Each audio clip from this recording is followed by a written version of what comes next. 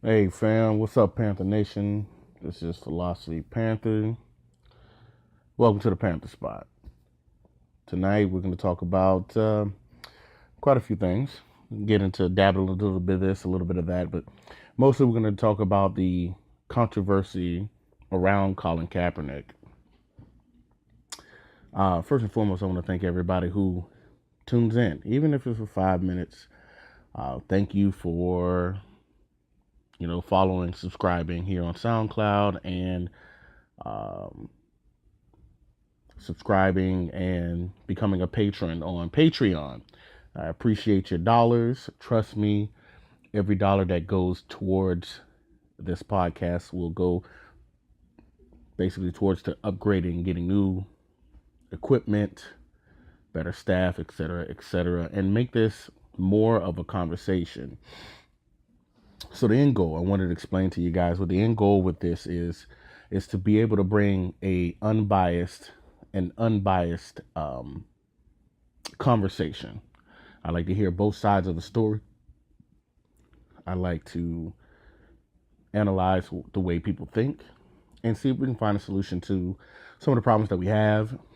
I want to be able to point people in the right direction, give this conversation some wheels, and hopefully be able to, you know, project what Black people need in general out to the public, so that we haven't given up on ourselves. We're not a lost cause. We are moving in the right direction, and I just want this to be a fun movement as well.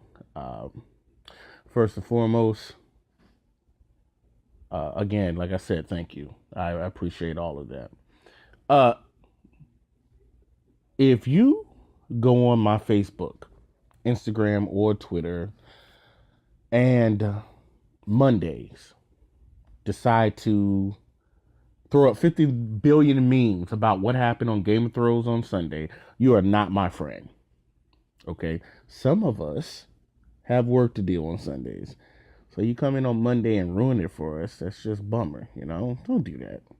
Give us until Wednesday. I know it's tough to hold it all in until Wednesday or even Tuesday. Don't do it right away. Just give us a 24 to 48 hour buffer before you lose all your shits on social media and start spilling everything that happened on Game of Thrones. All right? All right, into something a little, like I said, we're going to talk about Colin Kaepernick. If you have been, or used to be under a rock, Colin Kaepernick was a starting quarterback for the San Francisco 49ers. He led them to the championship game, the Super Bowl. And he did something that stuck out. Now, he decided to protest, as a matter of fact. We had a lot of people in the past protest.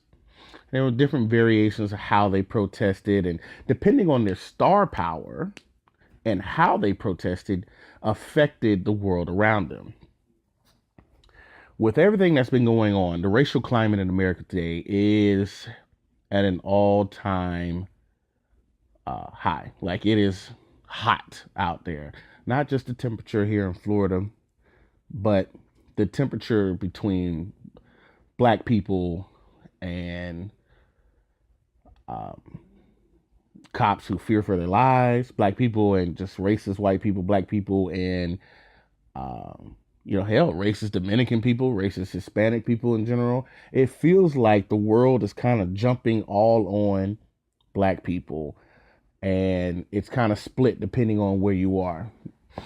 Like, I know some Dominicans who admit, hey, look, I'm Black. I'm proud to be Black. I know my heritage. And then I got some who will say that we aren't Black. We aren't African. We're this, that, and the third. And those tend to be the people that jump on board with the Asians, or at least the majority of the Asians and white people, and collectively bash Black people. But let us come out with the coolest new dance or a new way to do something. And they clabber all around it, recreated, branded as their own. I'm actually sad to say that. So Colin Kaepernick, being biracial, he's black and white. He was, I'm assuming, he was adopted by white parents, raised by white parents, raised around white privilege, so he knows exactly what it is. He's lived in it. He is a part of it. But simultaneously, he also understands the plight of the other half of his genetic code, which is African people. And he got fed up with unarmed black men getting killed in the streets. So he decided to sit out during with the Pledge of Allegiance, the anthem, and the salute to the flag, all that other stuff. And it caused a lot of controversy. He sat out. Not only did he sat out, he took it a step further because he wanted the soldiers to know as well, that, hey, I'm not being disrespectful to you. He went on record to say this. And there have been multitudes of military vets who said, I fight for his freedom to do that. He took a knee. After sitting out was just the most devastating thing you could possibly do. He took a knee, and that became the most devastating thing you could possibly do. Here's the problem. No matter what he did, because he decided to speak up against police brutality, which is essentially just KKK with a badge, most of you guys.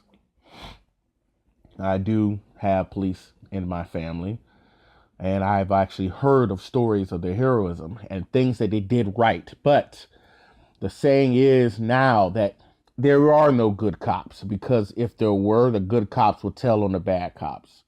But because of that blue wall of silence that they have in the precincts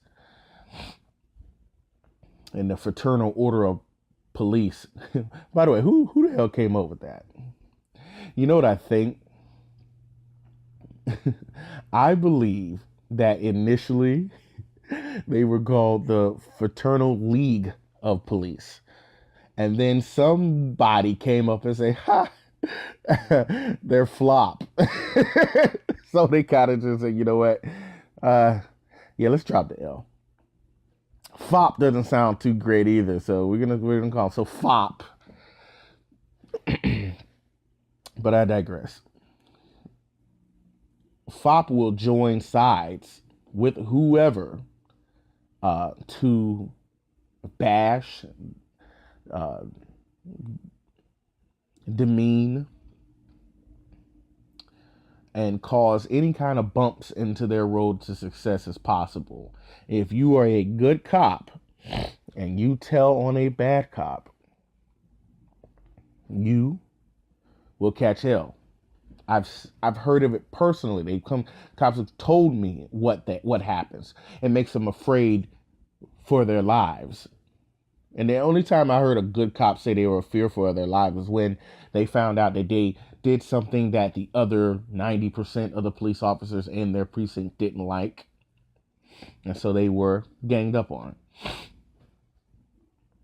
And eventually forced out or left stagnant. No furthering of the career because they got this police rapist or this cop that feared for his life and shot a 2-year-old boy, 4-year-old boy, whatever. Got him in trouble. So I say this, law enforcement, contact me, at me. You know where I am. You can find me on all social media under philosophypanther. On Twitter, philopanther, because, I guess they didn't want it that long. At me. If you're a good police officer, at me. Send me an email. Hell, you can call me. You can find my information. It's not difficult. I want to hear your story. I want to hear you tell me that you're a good cop amidst all the bad that's going on in your precinct. Because if you're not solving the problem, and getting those fools out of there, you're just as bad as they are. It's not the people that do bad, it's the people that do nothing that causes the biggest problem. So, this is what he took a knee for. Sandra Bland, Trayvon Martin, and that wasn't a police officer, that was a white Hispanic who wanted to play a police officer, but the white system got him off. Michael Brown. We can go down the list. Personally, I've been pulled over. I had a 4-to-1 F-150 ever since I was in my senior year in high school. It's 2003. I finally got rid of it, I want to say probably 2012, something like that. And in those years, and I have buddies who used to be cops and want to check on my record, I was pulled over 27 times and only got 2 tickets, but got my ass whooped about 5 or 6 times. Because who's going to believe this big old black guy, regardless of my profession as a medical professional? No one's going to believe this big old black guy got his ass whooped by a 5'2" police officer. Nah, it's just not believable. What a Napoleon complex. It's just not believable. That's what he took a knee for. He took a knee for redlining. The way they built highways to split the poor side of the neighborhood from the rich side of the neighborhood. He took a knee for gentrification,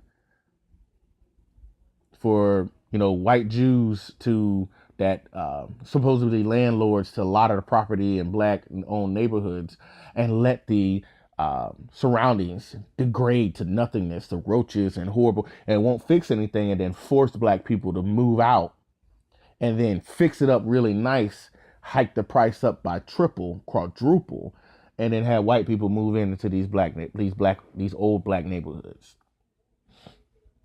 Redlining, inequality when it comes to housing and lending is crazy. I went up there. I had a pretty decent credit score. Mine was in the 700s. And I had an idea for a business and went through all the proper channels. And I should have went to Navy Federal, but I went to Bank of America to see if I could get a loan. And I didn't want no whack loan. I didn't want, because, a buddy of mine, he's Jewish. He's got okay credit, I guess. I guess he's got more money than credit in this case now. But we went up there at separate times, and I looked for a loan for $150,000 to get me started. And they told me no. But I hit every credential possible. Now, mind you, later on, he gets that loan. It's no problem. And he asked for, I think, like $350,000. Piece of cake for him, right? And I always wondered, what was I doing wrong? I followed the rules. I even had some black women and black men who have done it, but only in certain areas, certain instances. But I've never seen any of them really go to Bank of America get it. But I'm not saying Bank of America doesn't. But there are a lot of instances where this is what happens. On that note, I was in New York just this past weekend. Shout out NY. Manhattan was beautiful. Thank you guys for having me out there. Sorry if I couldn't meet up with some of you guys. It was in and out. But it's the perfect example of what Dr. Claude Anderson used to tell us. And he goes on to say that you can go to New York and see towns that belong to specific racial groups. You see where the Jewish village is, where all the Jewish people own everything around them. And that's pretty much the whole of New York as a whole for Jewish people. But you got Chinatown, you got Little Italy, you got Jamaica, you got this, that, you got, Jamaica, not really one, it's just the name of the city, I should say. But you get my point. All these other racial groups have it. We drove by the Bank of China. I was like, what the, holy crap. They got a Chinese bank, a bank where I'm sure if I walked in there, Yeah, they probably let me open up a bank account, maybe, but I wouldn't be able to get a loan to open up and start a business. But see, that's what they do. And they fund people that look like them. And there's no problem with it. None. But black people try to celebrate the fact that they're black and give benefits for being black. Then all of a sudden we're being racist, we're being biased, and then it breaks down the whole spectrum of being black. It goes from just being black to being black and gay, being black and transgender, being black and bi, being black and, or being a woman and being black and being, all of those are important aspects, but you're not pulled over by police.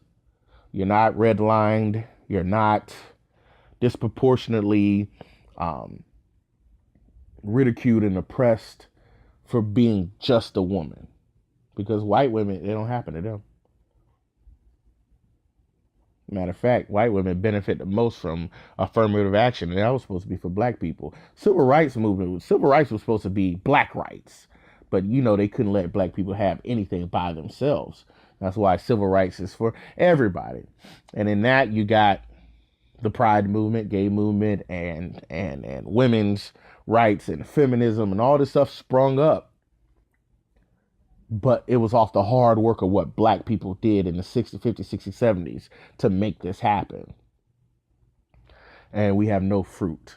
We bear no fruit from this tree. Everybody else is plucked. I used to have a tree in my backyard. It was a Japanese plum tree. Forgot what other name. I don't know. I thought it was a kumquat. I didn't know any better. But it was the best freaking fresh plum I've ever tasted off a tree before. They're tiny little things. Every season, man, the tree would bloom and just fresh fruit. It was delicious. It was the best thing ever. Until we started being friendly. We started letting certain neighbors come over and get a bag full here. Family members get a bag full here. Those bag full here, bag full here. And eventually, we took all the fruit one season. And I don't even recall having even any of the fruit that season. But we owned the tree. We owned a dead tree. We cultivated that tree. You know, we only picked a certain amount of fruit each season, let the seeds drop down to the ground, let it fertilize the tree more, et cetera, up until we decided that, hey, we're going to invite all these other people in. And they ate our tree bare and the tree died.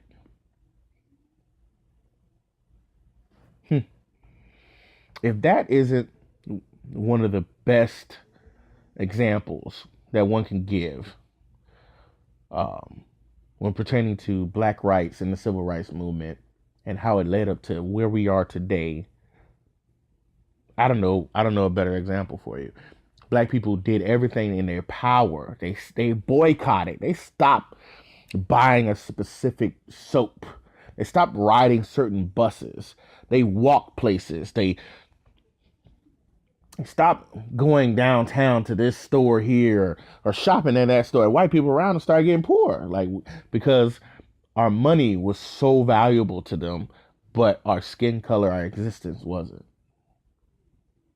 And we created effective change, but on a government level, and you have people like Jesse Jackson, and I can't even think of that big-headed dude who keep taking selfies of himself in the mirror and doing push-ups with one arm about the buses. I forgot his name. Oh, Al Sharpton. They turn around and spread this whole thing out and messed it all up. It was civil rights. It's for black and brown people. The last time I checked, brown people have LULAC or something. It's like the Latin American something. I don't know what their group is called, but when they go out and they look for things and rights and laws for people of Latino descent, they don't say, hey, black people, come join our cause, let's work together. They never do. The last time something like that occurred, again, was probably in the 50s, 60s, when you had the Brown Beret Brigade. That was a bunch of people from, I don't know, Cuba. I forget the nationality, but they were Hispanic. And they kind of were like a part of the Black Panthers for a time. That doesn't happen anymore. We put all these movements together. We created WIC. We created after school programs. We created things to help the black community, and then they killed our leaders. All of them. They killed all our leaders because Jesse Jackson wasn't no leader. Let's be real. Al Sharpton was a big old fat Kentucky Fried eating motherfucker. He wasn't worried about nothing but feeding his pockets while people would pour around him with that whack ass perm. He needed to just get a haircut. He just needed to cut that shit bald. But I digress. All our leaders were killed, murdered. They didn't just die, either murdered, or they had to be they left the country, or they're in jail. And then all of the fruit of the tree that they built that was supposed to be for us went to everybody else. So we're left in the ghettos, the hoods. We're left with no kind of generational wealth, where our momentum died. And our momentum is still dead today. Now, I get a lot of flack for calling out Black Lives Matter. Mostly because when I tell people this all the time, the best way to hide something from a black person is to put it in a book or put it in writing and put it in small print. Don't do pictures. But hell, they were so bold that the pictures were bright and yellow. And all you had to do was go to their website and click on it and realize that this was a Black Pride movement. This wasn't for all black people. They just used, if I were to die, they used black men as martyrs to push their cause. And if they can't get on TV, you don't see them out marching nowhere. Now, I heard them just despairingly, as a matter of fact, for the first time since this whole deal with Colin Kaepernick not being picked up by an NFL team, him being whiteballed from the NFL. Yesterday was the first time I heard of them even so much as going online, on television, to speak about that particular thing. Now, it could be because he was just a straight black man, because they don't support straight black men. They support transgender. If he was transgendered or gay, they would have been all over this. Trust me. They would have been all over it. They would have been staging protests on the field, surrounding the stadiums. They would have did it all. But this is a straight black man with millions of dollars who's half white, so they don't care. But they were on television yesterday talking about it, and they tied it to other things that just did not freaking matter at the moment. Because somehow, some way, the conversation always turns into freedom for black and brown people, equality for black and brown people, for gays, Latinos, straight out. Forget all that.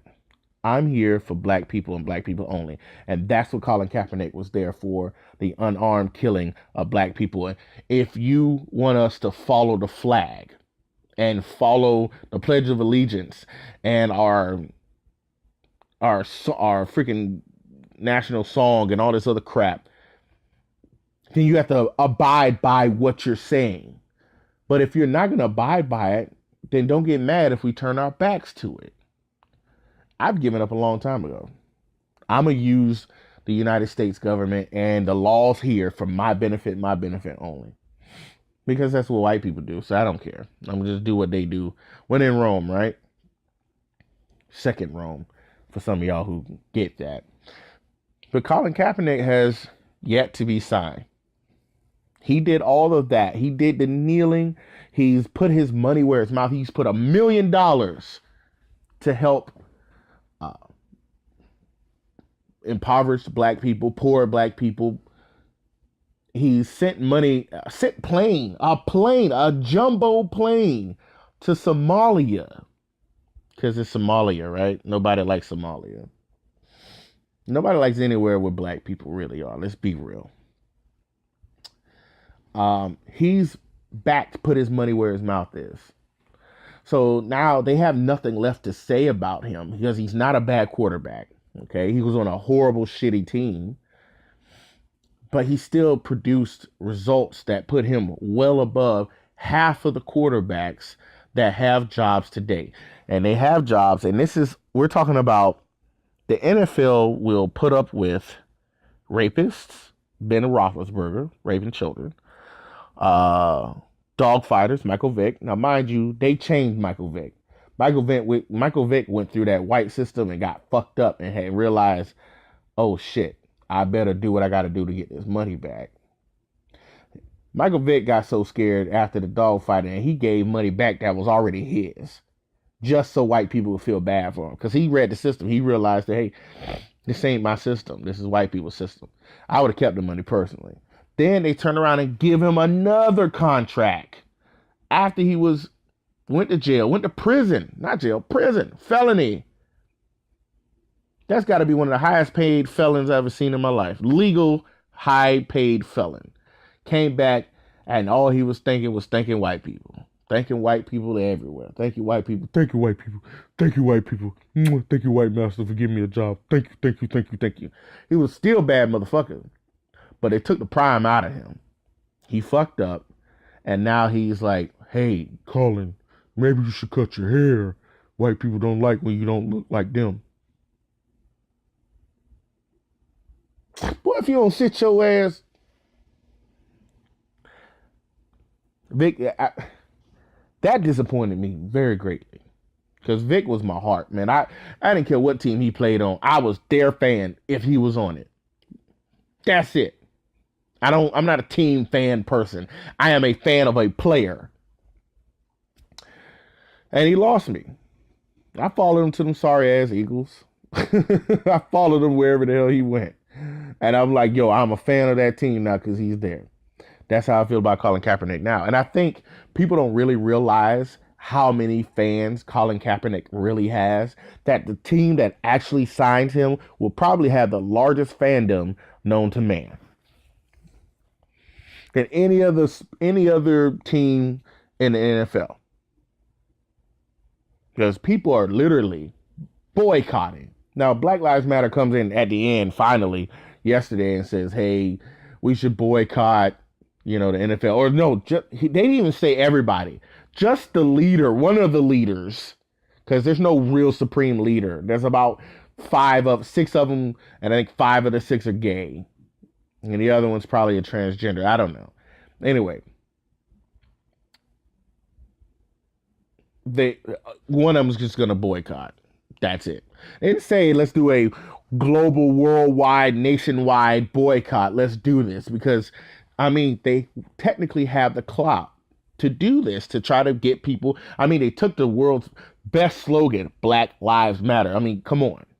If they could do that and get funded by 9 to 12 very, very, very super rich, super wealthy Jewish white people to fund their movement, they can do anything, right? Nah. It's been silence on their end. Because there's connections there. Colin Kaepernick pissed off the core of white supremacy, racism, and prejudice. Pissed off those people. Let me put it in perspective for you. Okay. Yesterday, let me make sure I'm get my date right. Yes, yesterday marked 52 years since black people were first allowed to vote. 52 years. The average age of NFL owners is roughly 70, approximately 70. Think about this now. That means when the act went into place and turned into law that black people could vote, most of the owners of the NFL teams were full-grown adults. They were 20 years old around that time. They were considered legal adults and have had a good 18 to 22 years of full, nasty, white racist, white supremacy, racism, and prejudice in their blood, in their breath, stinking up the air. You think that just went away because of a piece of paper? Nah, they did what any white person would do, is take, because before they became owners of the NFL.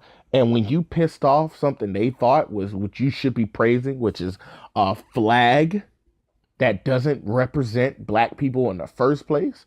Although we've been in all the major wars, well, the majority of the major wars anyway, but come home to be disrespected and treated like a second-class citizen, that's why he took that knee. Think about that. You think that that racism just went away over 52 years? Hell no. It's just placed misguided. They're owners of black players, black people. They're owners of black people that jump, run, dance, shimmy, shake, and score points. That's why the majority of the quarterbacks were white for a very, very long time. So you're gonna have a black quarterback? Shit, you better be the Michael Jordan of football to be a black quarterback and run it like that. Now it's a little more lax. They're getting old, but you better not disgrace that name, that quarterback, and be black, because you'll be out of there quick. You can be Carson Palmer, I think that's his fucking name, or Jay Cutler, and have shitty seasons or shitty season. You can be retired and still get a job as a quarterback. Be on your skin alone. Think about that. They were racist for 20. They've been racist this whole time, 70 plus years of it. But as they became adults, they had to shut the fuck up. They couldn't stop us for voting for certain things. That's gotta piss a 70-year-old white guy, Jewish or not. That's gotta piss them the fuck off.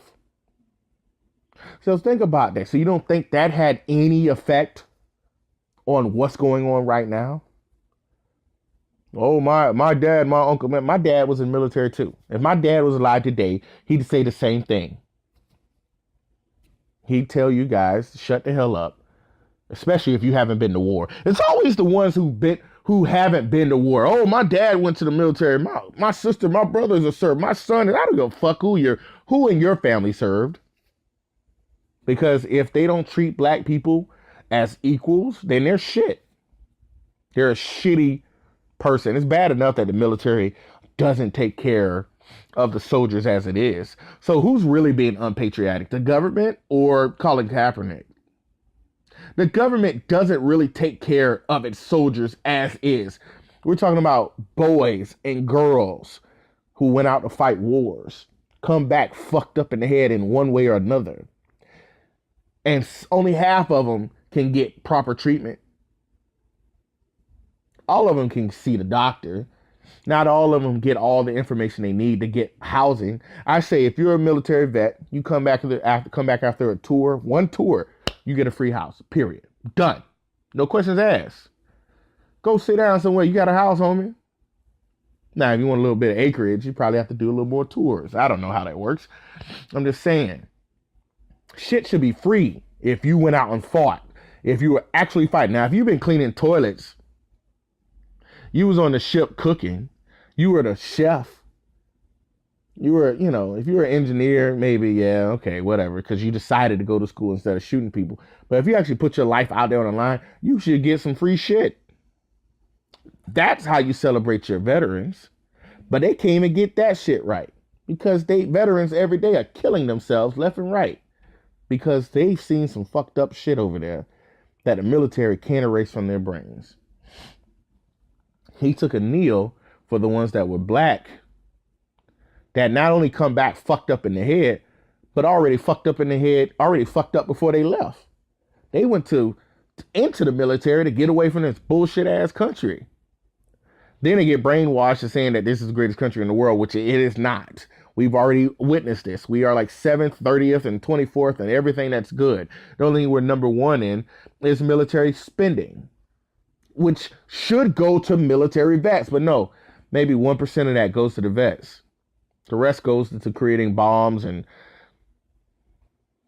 rich people who own, factories that can build weapons of mass destruction. But I digress. So, just to put your concept of what, patriotism should be like versus what you think it is. So these vets come back. My dad would say the same thing. He's doing good. I fought for his right to do what he did because the reality is you're not black. White people, you're not black. I don't care if you got my son is half black. You got those white ladies that love to fuck with black men just because they like that color baby or the skin. We're dope as fuck as black men. We're fucking awesome. Everybody wants to fuck us. But you get those one, well, my son is half black and he's this, that, and the third. You weren't prepared for it because you were white. So you don't know how to properly guide this young black soul, mixed soul, through the ills of being black or having black blood in him. You just don't know how to deal with that properly. So effectively, most of those ones that end up being biracial end up being, not really partial to black people. I've seen a lot of it. And I'm not saying all of y'all, but I've seen quite a few. Okay. But he's biracial, and he's one of those few that say, you know what? I'm black. Yes, I'm black and white. My parents who raised me were white, but I'm black. He embraced everything that it was to be black and decided to take a knee, and they want to white ball him. Y'all can't tell me it's because he's a sorrier quarterback than half of the QBs. I have arguments on Facebook all day. Yesterday, today, people want to argue with me about how much better Jay Cutler is than Colin Kaepernick. And I think it's laughable. $10 million for a guy who was retired and doesn't really want to be there. You can see it on his face. It looks like somebody forced him to come to that meeting, that press conference, excuse me. I'm tired of arguing with white people, so I stopped. Then when I stopped arguing with white people, Hispanic people started to, bruh, siding with them is not going to benefit you in any way, shape, or form. But here's the deal. I don't want you to side with me either, because I don't think you truly understand how difficult it is to be black. Y'all always talking about, oh, you got this black card. Yes, we got a black card. And we use the black card when it's necessary. But if y'all didn't owe us so much credit, we wouldn't need to use our card. Give us our due. Patrice O'Neal, one of the best comics to ever do it, said in a joke, but was serious, federal income tax is slavery because we pay the government and the government pays a bank, took out money, not on our behalf, but without our permission, to a bank that owes allegiance to nobody but the rich elite,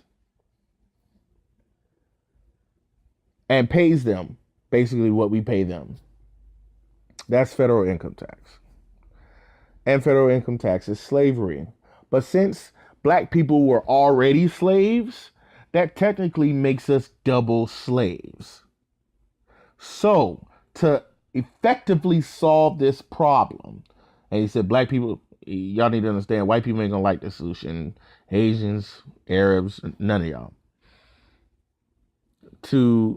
And since a reparation is an apology for slavery, since we haven't received reparations for the initial slavery that we were put through, then black people should be exempt from federal income tax. Do you understand how much wealth would be created just with that alone? Black people would be wealthy all over the planet. They wouldn't know what to do with us. I stand behind Colin Kaepernick. Now, how that tied together is slavery, obviously. How many problems that are caused from slavery. People say, oh, that was 400 years ago. But have y'all done anything to correct the racist white supremacist system in place that put us there in the first place? You haven't. And you won't, because it benefits you. effectively.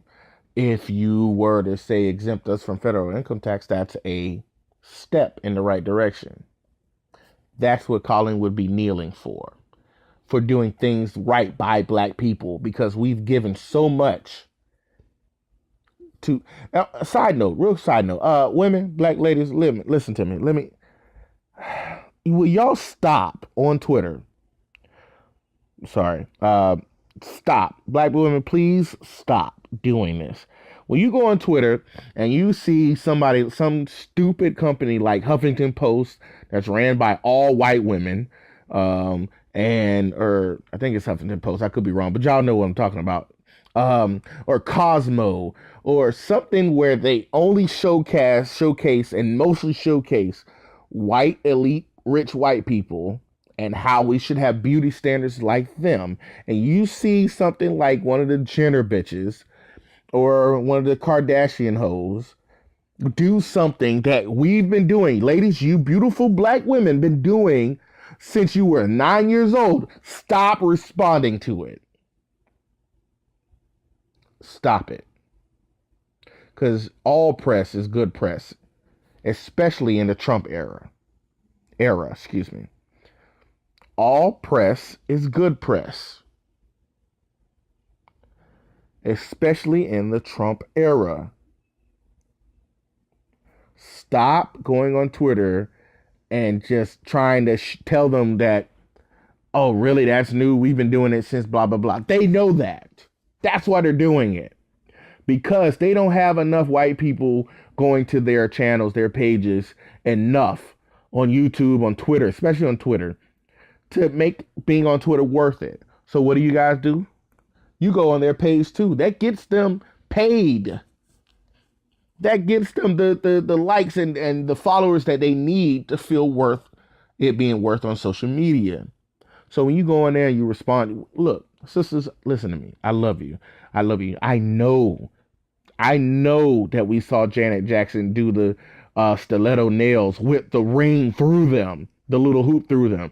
I know y'all come equipped with fat asses and big lips that Jenner bitches had to pay for. I know you guys had cornrows before they called them box braids or whatever, the boxer braids, whatever the fuck they tried to call them. I know, brothers, we've been wearing do-rags and scullies to protect our wave patterns, and sometimes just out of habit, before they decided to say it's a ploy, and they be pulling on your heartstrings, and y'all fall for it every single time. That's my little advice for you, for black women. I love you guys. That's what that's there for.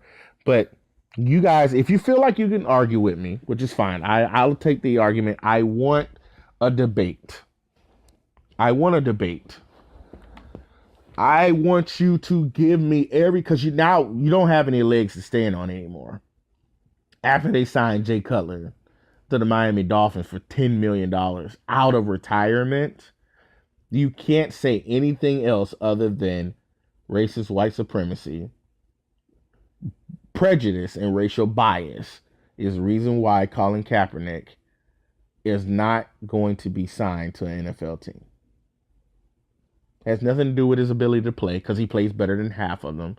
It has a lot to do with the fact that he defended black people and put his money where his mouth was, and shut up all the naysayers up to this point. What I want to see is him land on a team and take their asses to the Super Bowl and embarrass white people even more. The white people that hate him. I'm not talking, obviously, I shouldn't have to say this, but I'm going to put this on the Panther spot. Y'all need to know, I'm not talking about all white people all the time.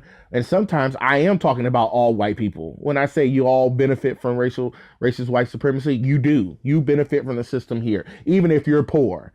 Because I know a buddy, I can't call him a buddy anymore because he thinks I call him racist, that went to jail for a few months for some weed on him.